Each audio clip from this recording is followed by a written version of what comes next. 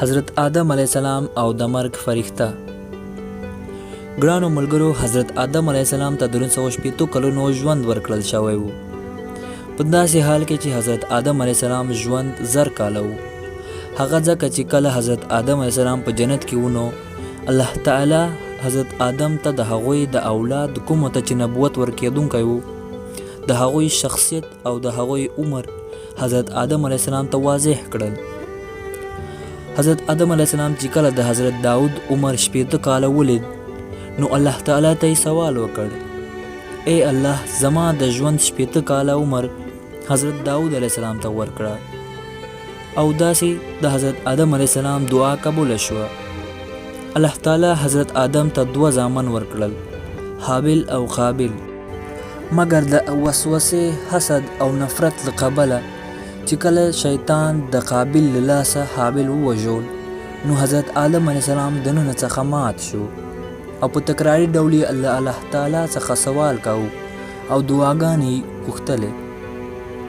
نو یوه ورځ الله تعالی جبرائیل علیه السلام حضرت آدم ته راولېږل او ورته ویې فرمایل: ای آدم، الله تعالی تا ته داسې زوی درکولو واله ده چې د چا له نسبت نه به انبیا او اولیا تر ځمکې رسېږي، او د هغه نوم به شیز کېږدي. د شیز مطلب د الله تعالی له طرفه ورکړل شوې ډالۍ وي. او په دې ډول الله تعالی د حضرت آدم علیه السلام نسل په ځمکه خپور کړ. کله چې د حضرت آدم علیه السلام آخري وخت راغی، هغوی خپلو زامنو ته وویل چې د جنت میوې خوړلو ته مې زړه کېږي. د هغوی زامنو په ځمکه باندې د جنت میوې تلاشولو باندې ولګېدل، چې بې له پامه هغوی له فرښتو سره مخامخ شول. فرښتو ترې وپوښتل: ای بني آدم، چېرته روان یاست؟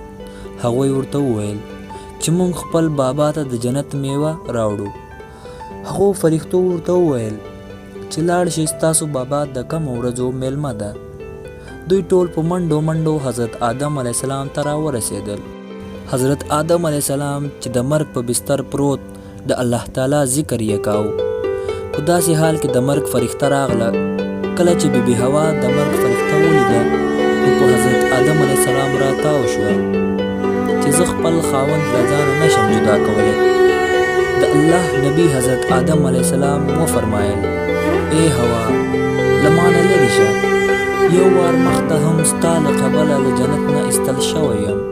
نن د الله او د هغو فرښتو په منځ کې مه راځه.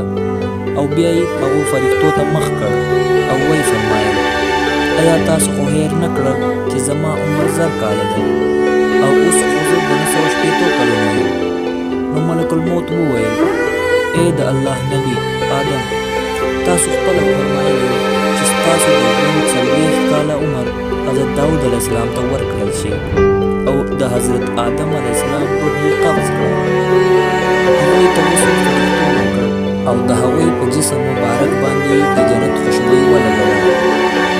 د جنازې لمونځ فرښتو د حضرت جبرائیل علیه السلام پسې ادا کړ او بیا یې ځمکه وکیندله او حضرت آدم علیه السلام یې پکې دفن کړ. او ټولو انسانانو ته الله تعالی دا حکم ورکړ چې هر کله د چا انتقال وشي، نو باید په همدغه طریقه دفن شي. نن هم د هغو فرښتو په سنت اهل ایمان عمل کوي. د حضرت آدم علیه السلام په قبر مبارک باندې اوس هم اختلافات دي.